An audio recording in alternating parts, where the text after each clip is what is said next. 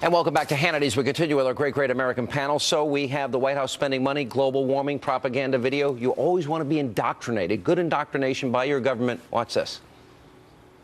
If you've been hearing that extreme cold spells, like the one that we're having in the United States now, disproves global warming, don't believe it. But I believe the odds are that we can expect, as a result of global warming, to see more of this pattern of extreme cold in the mid-latitudes and some extreme warm in the far north.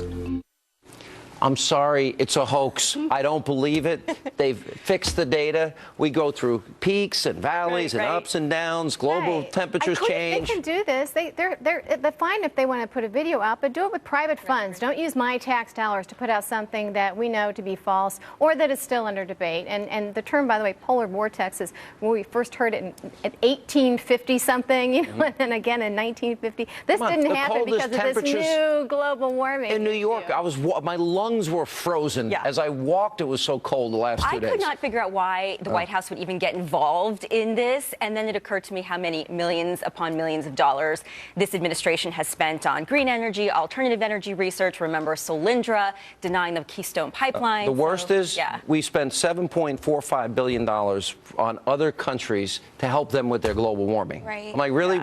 Maybe some poor people in America could use that $7.45 billion. For coats. Yeah, and I think exactly. It's a horrible clash of science and politics. I think we need to leave this up to the scientists. And of course, I understand that the global warming issue is affecting the citizens' lives, but I don't agree with our tax dollars being used on that. All right, investigation, NCAA reading levels of athletes, college athletes, below 8th grade.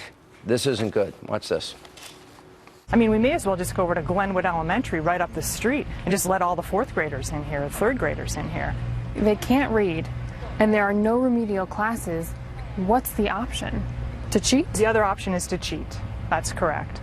Or to find some professor, some course of curriculum where there are professors or there is little or no work expected of the student. They're leaving here, our private sport athletes, without an education. They're significantly behind the level of reading and writing that's required.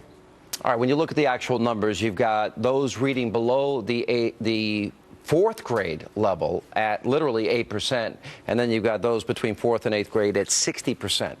Here's the bottom line. Athletics mean a lot to universities. Dollars and cents. A lot of dollars, especially football, basketball, and some of the right? Tens of millions of dollars. I mean, again, another money angle for you. This is infuriating to me because academia in this country is letting us down, right? Because they're treating our student athletes like ATMs, right? And they're turning the other way, especially in higher education. But in defense of them, in spite of that statistic, every single college that I know where they have a high-level athlete that is competing for the school, they often offer tutors for every class for free for these students. They offer. How do they incentivize them to take? Well, I mean, that's pretty generous, don't you think? Right, it is. But I think that the colleges that do this and allow them to cheat and not, you know, have them earn their degrees, they're doing a disservice to the athletes. And if it was my son or daughter that was an athlete, I would not allow them, because we know some of them don't make it to professional sports, or their careers are so short. So what do they have to fall back on with no education? No, I think, but it's also the athlete's responsibility. If they're offering you free tutors and a free scholarship, you got, you know, you can go the easy route, or you can take. But you know, and they all think that they're going to be pro athletes, and then they're going to make some serious coin, and even that career is going to end after a while. And if they don't have an education, and you know, but when the gravy train ends, there's going to be somebody around them who's going to steal the gravy. And for all these guys, when the sports is done, the ones that don't go pro. See, I wanted to be they're a quarterback. Didn't work out.